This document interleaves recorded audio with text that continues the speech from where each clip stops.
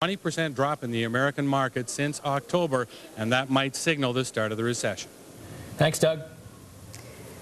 Now, to top it all off, it's the time of year when many of us are also feeling another kind of shock, the one that comes after seeing our credit card bills. For some, just how much we spent and now owe can be a scary wake-up call.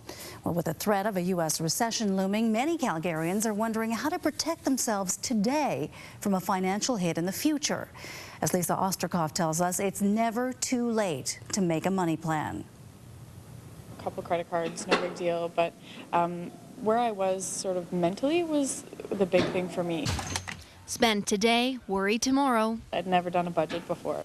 An all too common mentality with debt loads on the rise nationwide. Between 1999 and 2005, debt loads spiked 38%. The average family has more than $83,000 in loans. When it becomes a problem is when you take on too much debt compared to your income. If you have enough income and continued income to support your debt, then debt becomes a really good thing because you leverage yourself for future growth.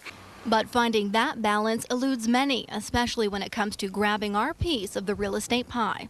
It's kind of running away with some of my friends who are now shifting from having a great quality of life to now working to pay their mortgage. A 40-year mortgage is insanity. It becomes really scary when you take out a loan against your home equity line of credit or whatever to do renovations or to purchase a house that's outside your means, and then all of a sudden you have to pay the interest on it, so that $30,000 renovation becomes a $90,000 renovation.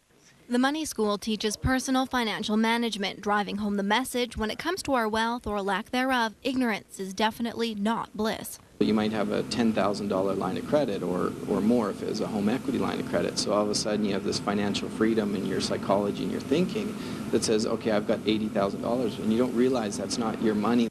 It also focuses on debt prevention, more ideal than debt management. Why do you even need credit? Like, you should live above zero, and debt management is it's largely a money psychology issue.